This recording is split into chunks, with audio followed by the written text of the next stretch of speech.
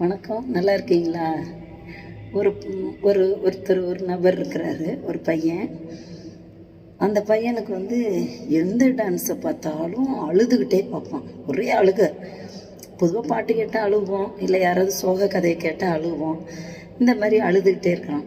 Even டான்ஸை பார்த்தா அழுவோம், அழுதுகிட்டே பார்ப்பான். அப்புறம் கண்ணை தொடச்சிக்குவான்.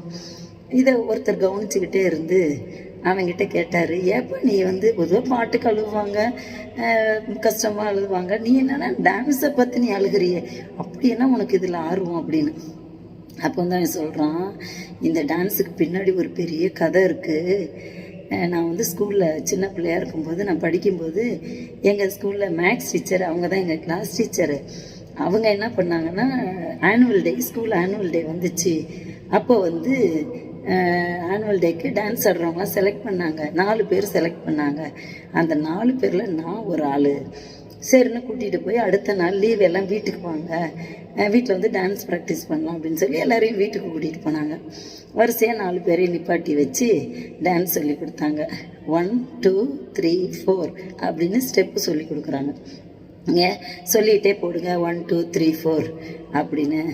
அப்போ தாங்க இந்த வாயால் நான் கெட்டேன் அப்படின்னு சொல்லி.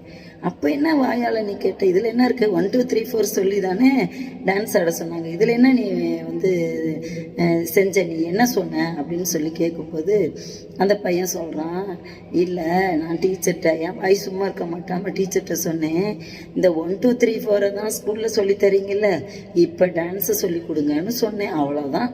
எங்கள் டீச்சர் அன்னையோட என்னை துரத்தி விட்டாங்க, வேற ஒருத்தனை போட்டாங்க.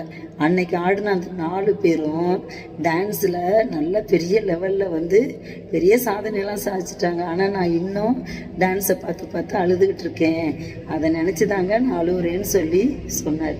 இதுலேருந்து நம்ம என்ன கற்றுக்குறோன்னா, வாயால் நம்ம கெடக்கூடாது. வாயால் கெட்டது தான். ஒன்றும் பேசாமல் டீச்சர் சொல்லித்தராங்களா, டான்ஸ் ஆடிட்டு வர வேண்டியது தானே. இந்த 1 2 3 தான் ஸ்கூலில் சொல்லி தரீங்களே, இங்கே டான்ஸை சொல்லி கொடுங்கன்னு பேசலாமா? அது மாதிரி நம்ம கொஞ்சம் வாயை கண்ட்ரோல் பண்ணிக்கிட்டோம் அப்படின்னா நம்மளும் ஒரு நல்ல பாதையில் போய் முன்னேறுவோம். நீங்கள்லாம் முன்னேறி நல்ல வாழ்க்கையில் ஒரு நல்ல இடத்துக்கு வர என்னுடைய வாழ்த்துக்கள். நன்றி, வணக்கம்.